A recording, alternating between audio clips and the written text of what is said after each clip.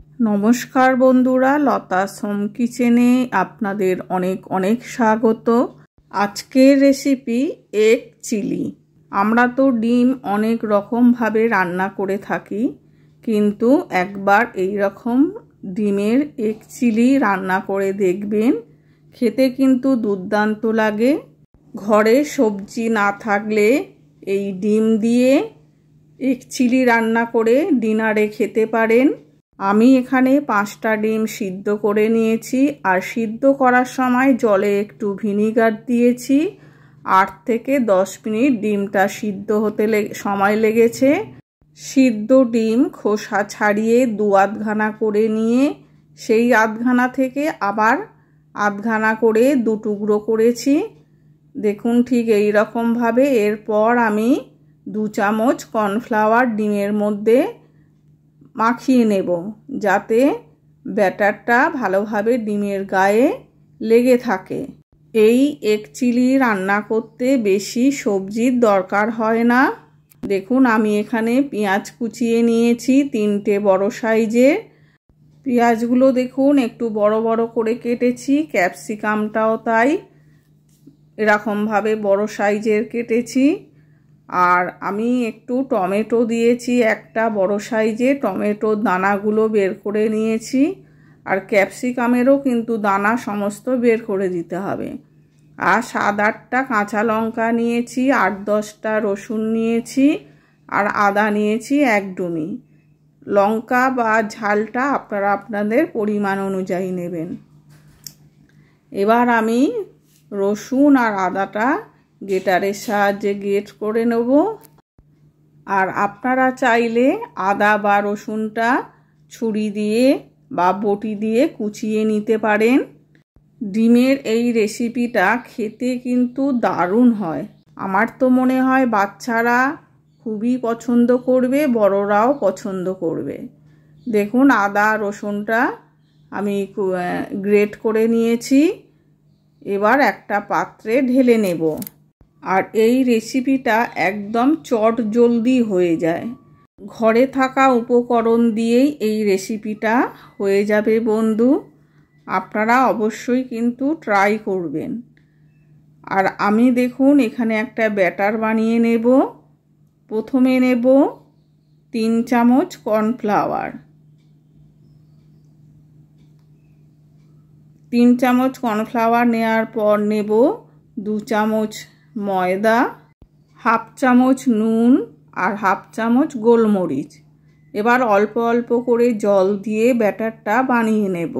খুব ঘন করব না, খুব পাতলা ব্যাটারও করব না। ভালো করে ব্যাটারটা গুলিয়ে নিলাম। দেখুন ঠিক এইভাবে ব্যাটারটা বানাবেন। পাতলাও হয়নি আবার ঘনও হয়নি। এরপর আমি কড়ায় সাদা তেল দিয়ে দিলাম, আর একটু বেশি করেই তেলটা দেব, যাতে ডুবো তেলে ডিমের পকোড়াগুলো ভাজা যায়।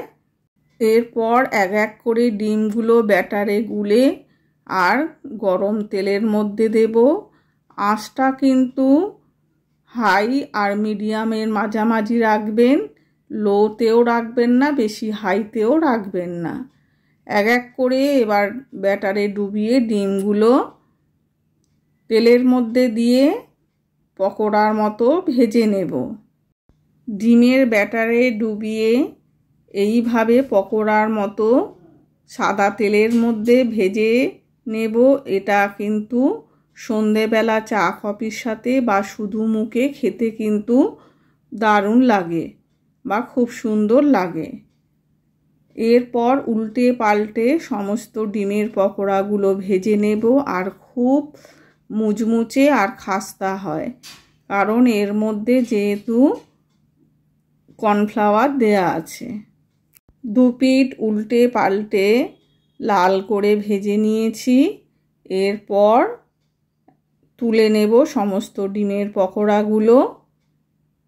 আর ঠিক এইভাবেই সমস্ত পকোড়াগুলো ডিমের ভেজে নিয়েছি।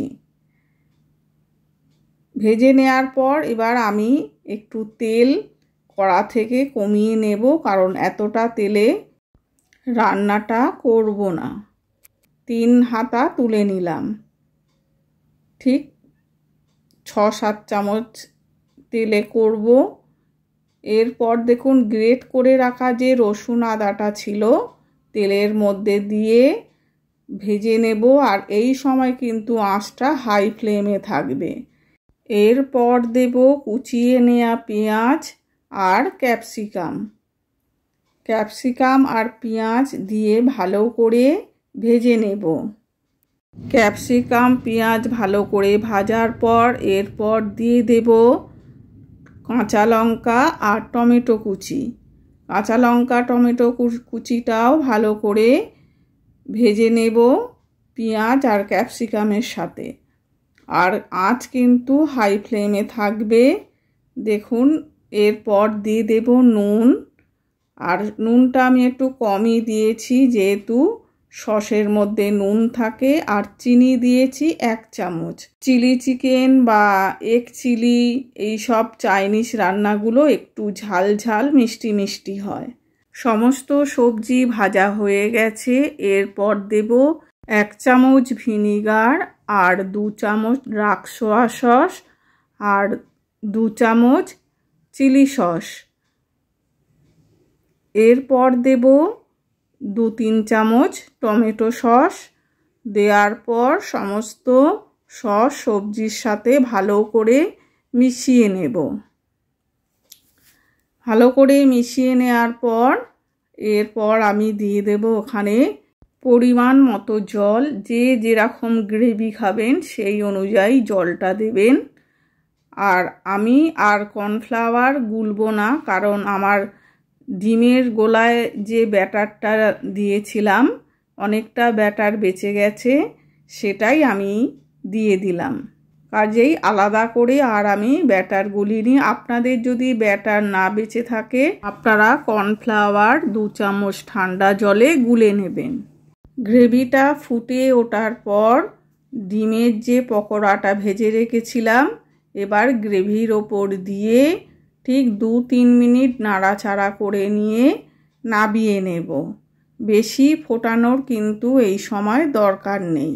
আমি যেহেতু বেশি ড্রাইও করব না আবার একদম ঝোলও রাখবো না, এই রকম অবস্থায় আমি নামিয়ে নিলাম। আর একটু গোলমরিচ ছড়িয়ে দিয়ে নাড়াচাড়া করে নিয়ে এবার একটা প্লেটের মধ্যে পরিবেশন করে নেব। দেখুন দেখতে কত সুন্দর হয়েছে, খেতেও কিন্তু দারুণ হয়েছে। আপনারা কিন্তু বন্ধু অবশ্যই ট্রাই করবেন।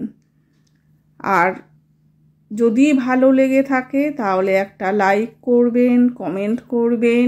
নতুন বন্ধু হলে সাবস্ক্রাইব করার অনুরোধ রইল বন্ধু। আর যদি সম্ভব হয় তাহলে বেশি বেশি করে শেয়ার করবেন। আবারও আসবো একটা নতুন রেসিপি নিয়ে। আপনারা ভালো থাকবেন, সুস্থ থাকবেন।